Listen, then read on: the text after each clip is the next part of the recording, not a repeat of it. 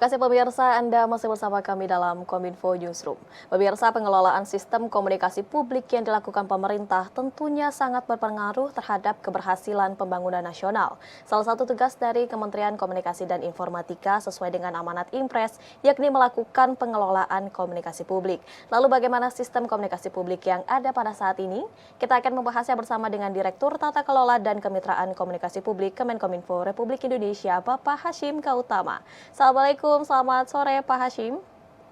Waalaikumsalam warahmatullahi wabarakatuh, Mbak Bilqis. Selamat sore. Selamat sore, bagaimana kabarnya di hari ini Pak? Alhamdulillah, luar biasa. Luar biasa. Pak Hashim, mengenai komunikasi publik, bagaimana kemudian efektivitas dan juga efisiensi sistem komunikasi publik yang ada pada saat ini dan apa saja kiranya hambatan? Iya, sistem komunikasi publik nasional yang saat ini memang pada hari ini dibahas dalam forum yang melibatkan para akademisi, masyarakat, kementerian, lembaga, dan Pemda.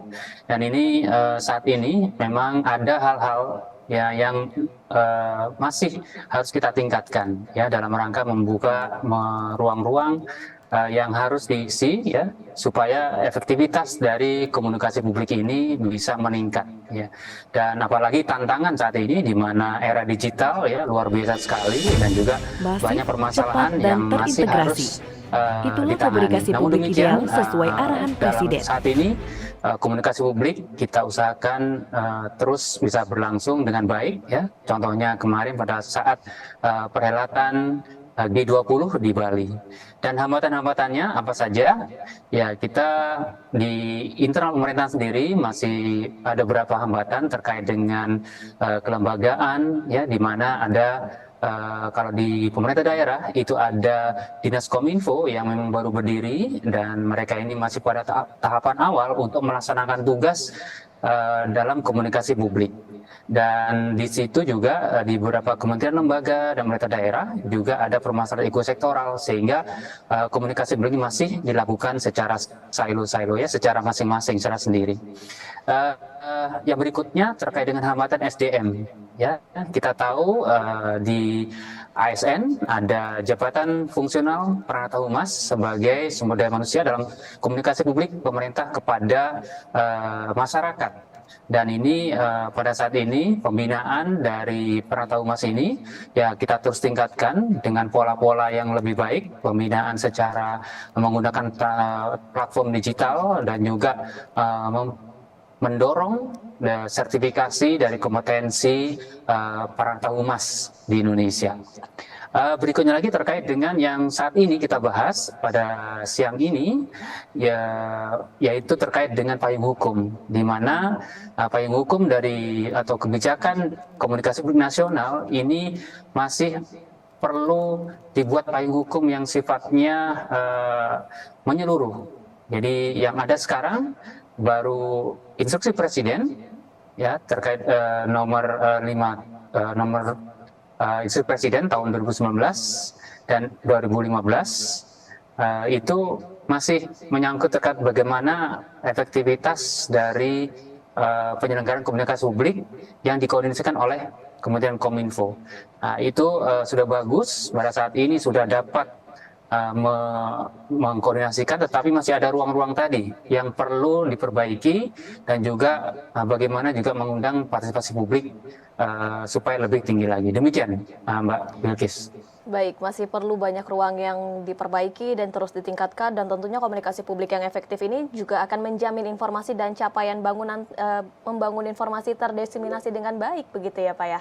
Dan Pak Hashim, ini masih mengenai komunikasi publik, seperti apa strategi atau rancangan pengaturan sistem komunikasi publik nasional yang digunakan oleh Kemenkominfo ini untuk mengatasi hambatan yang telah disebutkan sebelumnya? Ya, sistem perancangan komunikasi nasional kita mengatur dari sisi kebijakan tadi ya.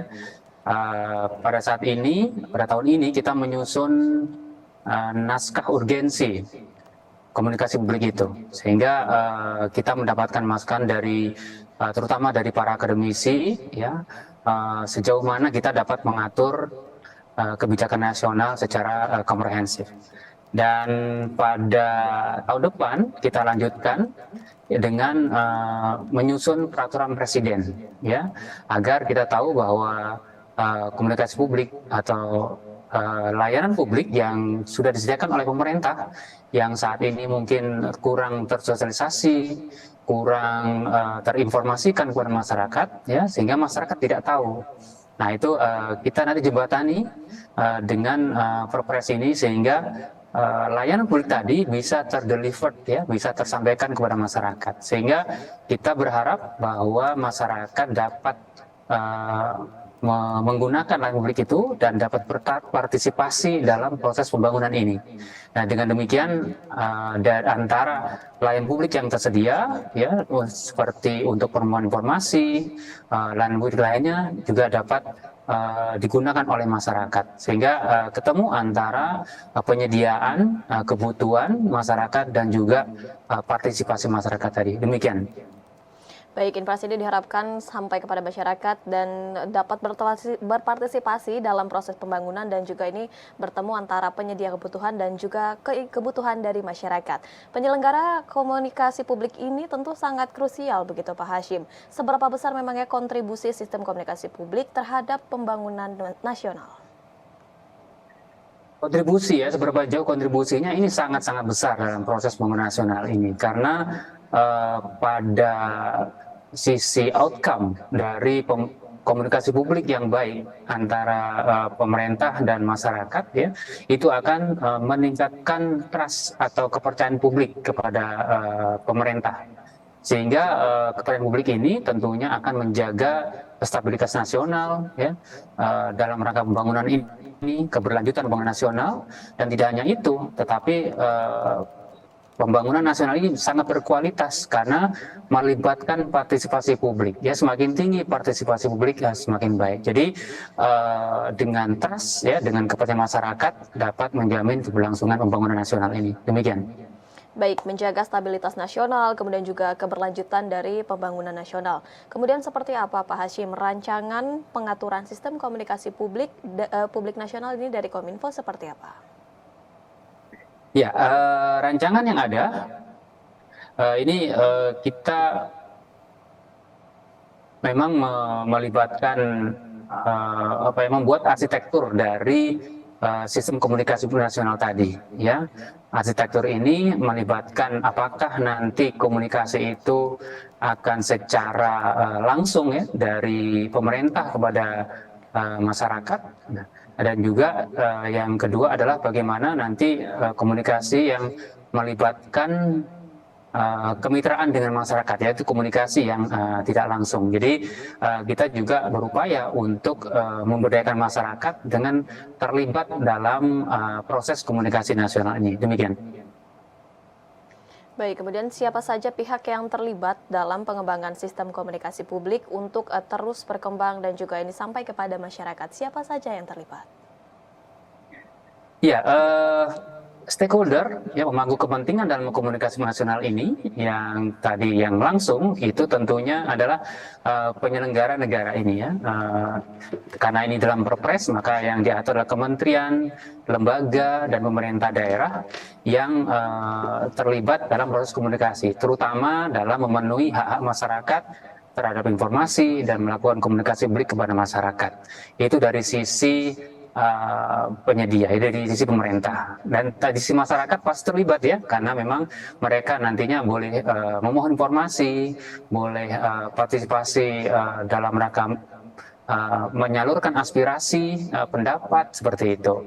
Itu yang komunikasi secara langsung. Nah, apabila kita melakukan komunikasi publik secara tidak langsung, maka kita melalui mediator-mediator. Seperti media, ya, sekarang ini media sangat banyak, ya, ada media massa, media elektronik, media sosial terutama, ya, yang saat ini terus naik proporsinya, dan juga kita melibatkan juga dalam proses kemitraan. Jadi banyak sekali kemitraan-kemitraan dengan masyarakat, ya. Kementerian Kominfo juga membentuk komunitas masyarakat ya, agar memang stakeholder masyarakat sendiri ya bisa terlibat ya, berpartisipasi juga dalam proses diseminasi informasi ataupun komunikasi publik nasional ini. Demikian. Kemudian Pak Hashim, seberapa penting sebenarnya peningkatan kapabilitas sistem komunikasi publik yang ada pada saat ini? Ya, peningkatan kapabilitas ini sangat penting ya, di mana peningkatan kapabilitas dari komunikasi nasional ini akan juga meningkatkan kelancaran dari proses diseminasi, memperbesar partisipasi publik, sehingga pada akhirnya akan meningkatkan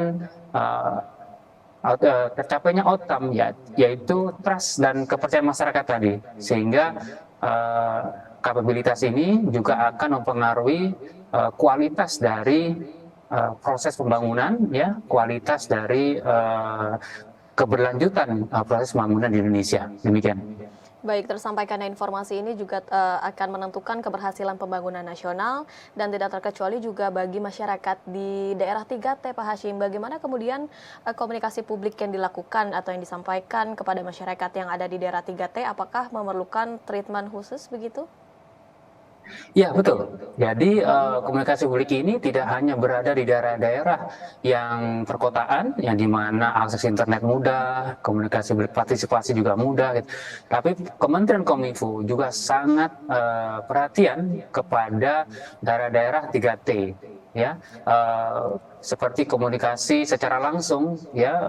Kementerian Kominfo menyediakan pembangunan BTS ya secara khusus, ya. Pembangunan BTS untuk 4G, untuk seluler itu daerah-daerah tertinggal, daerah 3T yang didanai langsung dari APBN. Nah, itu merupakan komunikasi sehingga masyarakat mendapatkan akses internet nantinya. Gitu ya. Komunikasi yang secara langsung juga dilakukan secara tatap muka dengan adanya penyuluh informasi publik. Jadi kami memiliki 500 lebih komunikasi penyuluh informasi publik yang menyampaikan langsung kepada masyarakat secara tatap muka di daerah 3T. Jadi mereka yang kesulitan akses internet, ya, kami menyediakan penyuluh-penyuluh yang menyampaikan apa saja program-program pemerintah, capaian-capaian pemerintah kepada masyarakat. Jadi terapi khusus atau kemitraan khusus dengan PIP ini, penyuluh informasi publik, dalam rangka untuk pemerataan komunikasi publik nasional, sehingga tadi peningkatan kapabilitas juga didorong dengan memeratakan komunikasi publik di daerah 3T tadi. Demikian. Baik, komunikasi publik yang dilakukan pemerintah dalam hal ini ialah Kementerian Kominfo melakukan komunikasi publik yang strategis untuk memenuhi kebutuhan masyarakat, sehingga nantinya interaksi antara pemerintah dan juga masyarakat ataupun sebaliknya ini dapat terselenggara dengan harmonis. Terima kasih banyak Pak Hashim Gautama telah bergabung bersama kami pada hari ini dengan tema rancangan pengaturan sistem komunikasi publik nasional. Terima kasih banyak Pak, salam sehat selalu. Terima kasih, sampai ketemu. Ya, pemirsa, kami akan hadir dengan beragam informasi lainnya. Tetaplah bersama kami dalam Kominfo Newsroom.